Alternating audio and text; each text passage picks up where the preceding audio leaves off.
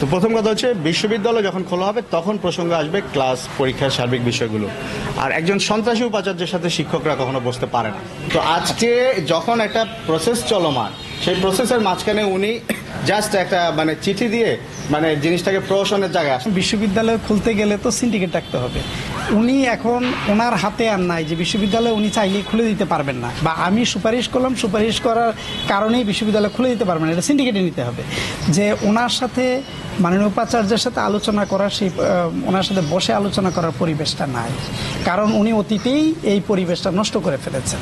যে বিশ্ববিদ্যালয় যদি খুলে দেয় তারপরে এখন একাডেমিক কার্যক্রম চালু করার বিষয়টা, হ্যাঁ, একাডেমিক কার্যক্রম চালু করার বিষয়টাতে তখন আমরাও আমাদের শিক্ষকদের সাধারণ সভা ডেকে আমরা তখন সিদ্ধান্ত আমরা নেব পরবর্তী পদক্ষেপ। কারণ এখন যে ক্লাস পরীক্ষা বন্ধ বা একাডেমিক কার্যক্রম বন্ধ, সেটা তো শিক্ষকদের সাধারণ সভা থেকেই সিদ্ধান্ত।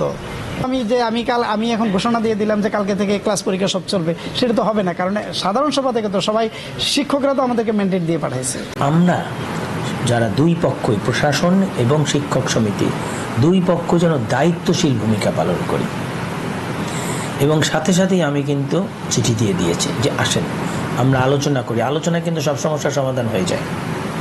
যে আলোচনা করি আমরা, শিক্ষার্থীদের যেন কোনো ক্ষতি না হয়। কারণ at the end of the day who is the victim?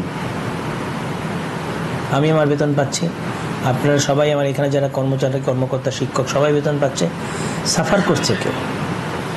এখানে আমার শিক্ষার্থীর কী হবে? শিক্ষার্থীরা কি দিনের পর দিন বন্ধ অবস্থায় বসে থাকবে?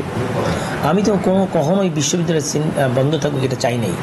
আমরা বাধ্য হয়েছি, আমরা কেন বন্ধ করব? আপনি যে কথা বললেন যে এই reason, this are I do not want to make any comment about it. কিন্তু শিক্ষার্থীদের লাইফ বন্ধ করলে আমি বিসি থাকারই কী দরকার, আর তাদের শিক্ষক থাকারই কী দরকার, আর ওনার আমার পিআর হওয়ারই কী দরকার? এবং আমি এখনও মনে করব যে ওনার দায়িত্বশীল ভূমিকা নিয়েই এসে আমাদের সাথে আলাপ করে আমরা দেখি যে আমরা খুলে দেওয়ার পরে আবার যেন ক্লাস বর্জন না হয়, খুলে দেওয়ার পরে আবার যেন হইহট্টগোল না হয়। কারণ at the end of the day যত